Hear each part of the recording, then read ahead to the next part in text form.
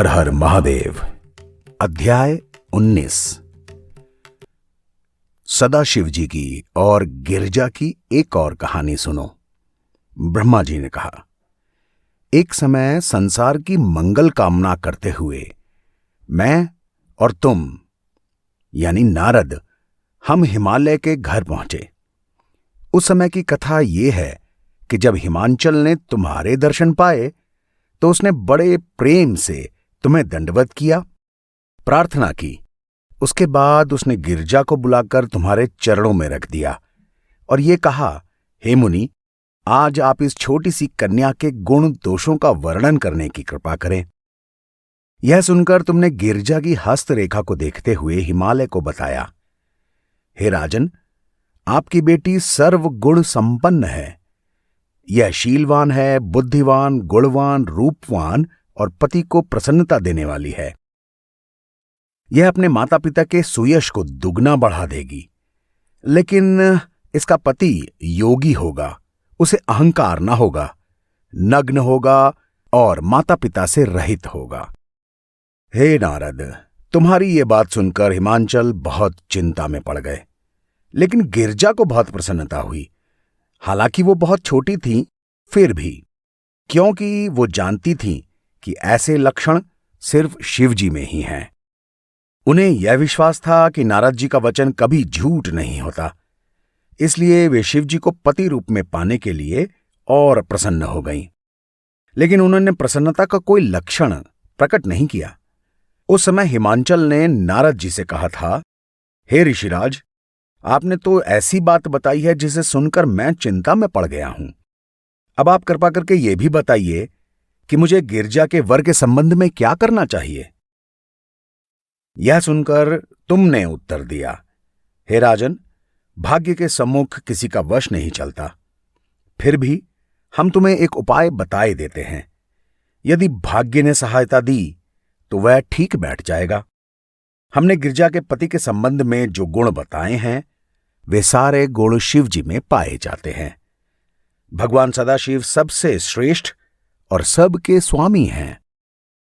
आप अपनी कन्या का विवाह उन्हीं के साथ करिएगा। मुझे यह भी पता है कि वे स्वयं भी गिरजा के अतिरिक्त किसी और स्त्री के साथ विवाह करेंगे नहीं। हे नारद, यह सुनकर हिमांचल ने कहा, मुनिराज, शिवजी को तो सब लोग त्यागी कहते हैं और वो हमेशा योग समाधि में मग्न रहते हैं। इसके अलावा तीनों लोकों में ये बात भी प्रसिद्ध है कि उन्होंने केवल सती के साथ विवाह करने की प्रतिज्ञा की है। तो मुझे ये संदेह है कि वो गिरजा को किस तरह स्वीकार करेंगे। यह सुनकर तुमने उत्तर दिया, हे हिमाचल, शिवजी की उन आदिशक्ति सती ने ही गिरजा बनकर तुम्हारे घर में अवतार लिया है। तुम इस संबंध में किसी तरीके का संदेह ना करो। यह कहकर तुमने हिमाचल को पहले की सारी कहानी बताई। उसके बाद तुम गिरजा को आशीर्वाद देकर वहां से लौट आए। तो नारद, कुछ दिनों बाद जब गिरजा युवा हुई, उस समय मैना ने हिमालय से इस तरह कहा कि हे स्वामी, अब आपको गिरजा के विवाह की कोशिश करनी चाहिए। पत्नी की बात सुनकर हिमालय ने कहा, मैना, सूर्य चाहे पूर्व की अपेक्षा पश्चिम से उदय हो जाए, लेकिन नारद जी के वचन कभी मिथ्या नहीं हो सकते। इसलिए तुम संदेह छोड़कर शिवजी का ध्यान धरो और गिरजा से भी कहो कि वह शिवजी को प्राप्त करने के लिए तपस्या आरंभ करे, तभी हमारा मनोरथ पूरा होगा। यह सुनकर मैना के हृदय में चैन आया। तब भी वो गिरजा के समीप पहुंचकर उसे गले लगाकर रोने लगी। प्रेम की अधिकता के कारण उनके मुख से कोई बात न निकली। उस समय गिरजा ने अपनी माता के मनोरथ को पहचानकर इस तरह कहा, हे माता, मैंने आज स्वप्न में यह देखा है कि मुझसे एक व्यक्ति ऐसे कह रहा था कि गिरजे, तुम वन में जाकर शिवजी की तपस्या करो, जिससे तुम्हारे माता पिता और तीनों लोगों को आनंद मिले। नारद जी का वचन कभी मिथ्या नहीं हो सकता। तुम जब तक तपस्या नहीं करोगी तब तक यह कार्य सिद्ध नहीं होगा।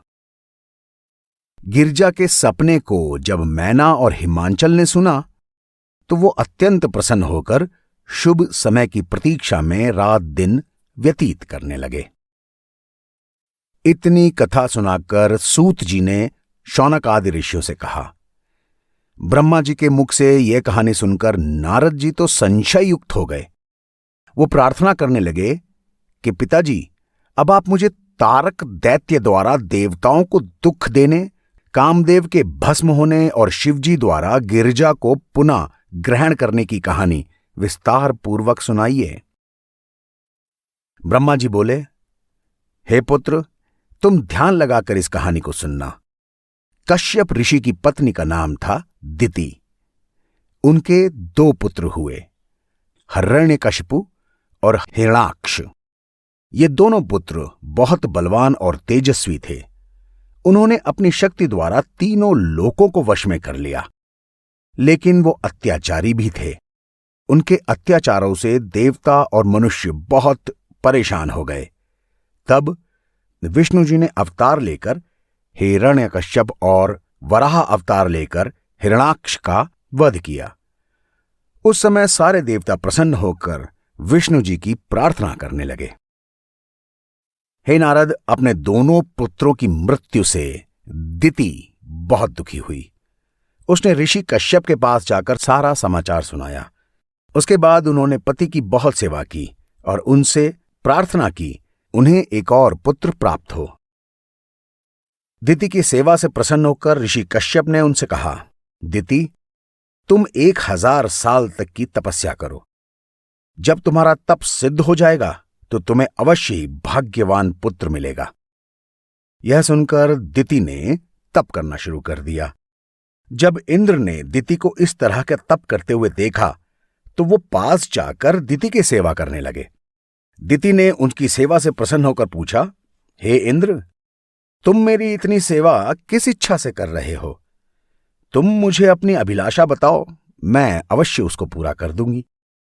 यह सुनकर इंद्र ने उत्तर दिया, माता, हम अपनी सेवा के बदले तुमसे वही वर मांग रहे हैं कि जिस पुत्र के लिए तुम इतनी कठिन तपस्या कर रही हो, वह जब जन्म ले तो हमारे भाई के समान हमारे परम हितैषी हो और हम देवताओं के दुख दूर कर दे। यह बात सुनकर दिति ने अत्यंत दुखी होकर कहा, हे इंद्र, तुमने छल करके हमें ठग लिया है। फिर भी हम तुम्हारी इच्छा पूरी करेंगी। इतना कहकर दिति पुनः उग्र तप करने लगी। इस तप के फल से दिति के 49 पुत्र पैदा हुए। उन पुत्रों का नाम मरुदगण अर्थात वायु रखा गया। वे 49 मरुदगण इंद्र के भाई होकर देव पद को प्राप्त हो गए। मरुदगणों के जन्म के बाद दिति ने ऋषि कश्यप जी की फिर से सेवा की और पूछा, प्रभो, अब आप मुझे एक ऐसा पुत्र प्रदान करें जिसके शरीर पर किसी भी शस्त्र का प्रभाव ना हो। यह सुनकर ऋषि कश्यप ने कहा, दिति, तुम 10,000 वर्षों तक तपस्या करो तो तुम्हें निश्चय ही ऐसे पुत्र की प्राप्ति हो जाएगी। पति की आज्ञा मानकर दिति पुनः 10,000 वर्षों की कठिन तपस्या में लग गईं। जब उनकी तपस्या पूरी हुई तो उन्होंने एक बालक को जन्म दिया। उसका नाम वज्रांग रखा गया। यह बालक महाप्रतापी, तेजस्वी, धीर, वीर और बुद्धिमान था। उसने अपने माता दिति की आज्ञा से इंद्र को पकड़ लिया, फिर उसे लात घूंसों से अच्छी तरह पीटा और पृथ्वी पर घसीटते हुए अपनी माता के सामने लाकर खड़ा कर दिया। हारकर इंद्र ने वज्रांग की अधीनता स्वीकार कर ली। हे नारद, जब मैंने इंद्र की यह दशा देखी उस समय मैंने और ऋषि कश्यप ने वज्रांग के पास जाकर ऐसा कहा कि हे पुत्र, तुमने इंद्र को अपने वश में कर लिया है। अब तुम हमारे ऊपर कृपा करके इसे छोड़ दो। तुम अपने कुल में सूर्य के समान प्रतापी हो। तुम्हारी शक्ति का वर्णन कहां तक किया जाए? यह सुनकर वज्रांग ने उत्तर दिया, मैं आप लोगों के कहने से इंद्र को छोड़ देता हूं। मुझे इंद्रलोक प्राप्त करने की कोई इच्छा नहीं है। मैंने तो अपनी माता की आज्ञा मानकर इंद्र को यह दंड दिया। इतना कहकर वो मुझसे बोला, हे पितामह, आप तो तीनों लोकों के स्वामी हैं। इसलिए मैं चाहता हूं कि आप मुझे तीनों लोकों का सार बता दें। काफी सोच विचार करने के बाद उसे तपस्या और योग का सार मैंने बता दिया और कहा कि वारांगी नामक स्त्री के साथ उसे विवाह करना चाहिए। हे नारद, इतना करके मैं अपने लोक को लौट आया। उधर वज्रांग समुद्र में घुसकर तपस्या करने लगा। उसकी पत्नी वारांगी भी समुद्र के किनारे ही एक पर्वत पर बैठकर तपस्या करने लगी। उस समय इंद्र ने उसकी तपस्या नष्ट करने के लिए अपने अनेक सेवकों को भेजा। उन्होंने अनेक तरह के रूप धारण करके वारांगी को डराया, लेकिन वारांगी पर कुछ असर न हुआ। यह देखकर इंद्र बहुत डर गए, मनुष्य रूप धारण करके उसकी शरण में जा पहुंचे। लेकिन जैसे ही वारांगी ने उसकी ओर देखा, वैसे ही इंद्र की संपूर्ण माया गायब हो गई। जिस प्रकार शिवजी के दर्शन प्राप्त करके सारे पाप नष्ट हो जाते हैं, उसी तरह इंद्र का असली स्वरूप सामने आ गया। तब इंद्र निराश होकर अपने गणों के साथ वहां से चले गए। कुछ समय बाद वज्रांग की तपस्या से खुश होकर मैं उसे वर देने के लिए पहुंचा। उस समय उसने मेरी बहुत सारी प्रार्थना करते हुए कहा, हे पितामह, आप मुझे अपना सेवक मानकर यह वरदान दीजिए कि मुझ में आसुरी भाव उत्पन्न न हो, मैं राक्षस न बनूं, मेरा मन धार्मिक कामों में लगा रहे। वज्रांग की विनती सुनकर मैंने उसे इच्छित वरदान दिया। उसके बाद वज्रांग भी जल से बाहर निकलकर अपनी पत्नी के पास जा पहुंचा। पत्नी ने उसे रोते हुए इंद्र के गणों द्वारा कष्ट देने का सारा हाल कह सुनाया। लेकिन वज्रांग ने उसे शांत करते हुए धर्म का उपदेश दिया और कहा कि हमें इंद्र के ऊपर अब क्रोध करना ठीक नहीं है। उस समय तो वारंगी यह सुनकर चुप रह गई। जब कुछ समय उसने पति की सेवा करते हुए व्यतीत किए, तब एक दिन उसने वज्रांग से कहा, हे स्वामी, इंद्र हम लोगों के शत्रु हैं और उसने मुझे बहुत दुख पहुंचाया है। इसलिए आप मेरी मनोभिलाषा पूरी करने के निमित्त मुझे एक ऐसा पुत्र दें जो इंद्र से मेरे अपमान का बदला ले सके। इतना कहकर वह अपने पति के चरणों पर गिर पड़ी। अपनी पत्नी के मुख से इन शब्दों को सुनकर वज्रांग बहुत दुखी हुए और सोचने लगे कि अब मुझे क्या करना चाहिए। मेरी पत्नी तो देवताओं से शत्रुता करना ही चाहती है। मैं यह नहीं समझ पा रहा हूं कि मुझे क्या करना ठीक होगा। इन सब विचारों से वज्रांग बहुत दुखी हो गए और पुनः तपस्या करने लगे। बहुत समय तक वो उसी अवस्था में बैठे रहे। अंत में मुझे उनकी तपस्या से प्रसन्न होकर उन्हें वरदान देने के लिए आना पड़ा। उस समय उसने मांगा कि मेरे एक ऐसा पुत्र उत्पन्न हो जो परम तेजस्वी, बलवान और अपनी माता को आनंद देने वाला हो। मैं उसे इच्छित वरदान देकर लौट आया। तब वज्रांग ने भी अपने घर पहुंचकर वारंगी को इस वरदान के बारे में बता दिया। कुछ समय बाद वारंगी के पुत्र हुआ। जब यह बालक उत्पन्न हुआ, उस समय संसार में अनेक तरह के उपद्रव होने लगे। पृथ्वी पर भूकंप आ गए, आकाश से तारे टूट टूट कर गिरने लगे। इस प्रकार उस दुखदाई बालक ने जन्म लिया। वज्रांग ने नियमानुसार जात कर्म और आदि संस्कारों को पूरा किया। उसकी माता को भी बहुत प्रसन्नता हुई। वो बालक अपने माता पिता के दुखों को दूर करने के लिए उत्पन्न हुआ था, इसलिए उसका नाम तारक रखा गया। कुछ समय बाद जब बालक बड़ा हुआ, तब उसने अपनी माता की आज्ञा से पारिजात पर्वत पर जाकर तीनों लोकों को विजय करने के लिए तपस्या शुरू की। वह 100 वर्षों तक पांव के अंगूठे के बल खड़ा रहकर तपस्या करता रहा। गर्मियों के दिनों में वो अग्नि में तपा और अन्य ऋतुओं में वन में जाकर बैठा रहा। जाड़े के दिनों में उसने पानी के भीतर खड़े होकर तपस्या की। उसकी इस कठिन तपस्या को देखकर भी शिवजी जब प्रसन्न नहीं हुए, तो उसने आसुरी यज्ञ प्रारंभ कर दिया और अपने शरीर को काट काट कर अग्नि में हवन देने लगा। तब उसकी इस कठिन तपस्या से तीनों लोक जलने लगे। उस समय सब देवताओं ने मेरे पास आकर अपने दुख को सुनाते हुए कहा, ब्रह्मन, तीनों लोकों में यह कैसी अग्नि फैली हुई है। हम सब लोग इसमें पड़कर भस्म हुए जा रहे हैं। हमारी रक्षा करें। देवताओं की प्रार्थना सुनकर मैं बहुत देर तक विचार करता रहा, लेकिन शिव जी की माया को नहीं समझ पाया।